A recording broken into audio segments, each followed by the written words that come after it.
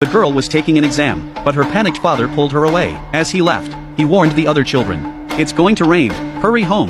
Ignoring the girl's resistance, the father drove the family away. The girl looked back out the window. The originally clear sky was now covered with dark clouds. A heavy rain was about to fall. Her father immediately accelerated the car, and told the girl to fasten her brother's seatbelt, but the little boy refused to do so. The father couldn't help but turn around and scold his son. The family almost had a car accident because of this.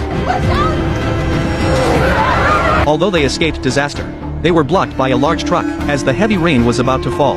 The man ignored the curses of the passers-by, and hurriedly led his family away from the scene. At that moment, the sky was filled with dark clouds, and a single raindrop fell from the sky. Fortunately, they had arrived at the bunker in time. If they had been a moment later, they might all have died. After entering, the father explained the truth to his family. It turned out that her father was a scientist. He told his family that a toxic rain was about to fall outside. If they were exposed to it, they would be poisoned and die. Moreover, the rainwater contained highly contagious viruses. Anyone who came into contact with the rain would be infected. Her father was the only hope to save them all.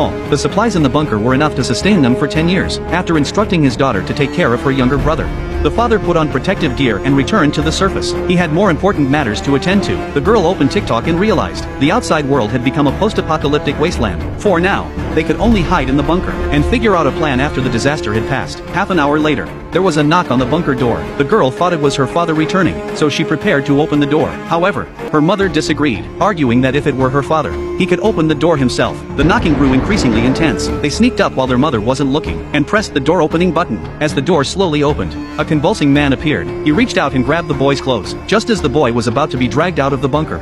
Their mother arrived in the nick of time. She rushed forward and tackled the man to the ground. The siblings were terrified, but their mother was also soaked by the rain, and soon began to convulse. Seeing that their mother had collapsed, they had no choice but to retreat back into the bunker, and press the button to close the steel door. At that moment, their mother's screams echoed constantly. The brother and sister sat on the ground, blaming themselves. As the days passed, there was still no news from their father, and the cell phone signal had been cut off. A few days later, the girl accidentally discovered that there were other bunkers like theirs. She tried to contact the other bunkers, hoping to find their father. After trying for a while with no results, the girl thought there must be other equipment. Soon they found a toolbox that contained wireless communication equipment. Overjoyed, they managed to contact the outside world. However, the signal in the bunker was too weak, and they couldn't hear what the other party was saying. Then the sister had a good idea. She asked her brother to hold the antenna close to the door, and finally, both sides successfully made contact. The other party told the girl that the outside world was in chaos. The rain contained a rare toxin that infected humans. In order to control the epidemic, the government had set up several treatment centers. The nearest one was not far from them. The girl wanted to learn more information. Suddenly,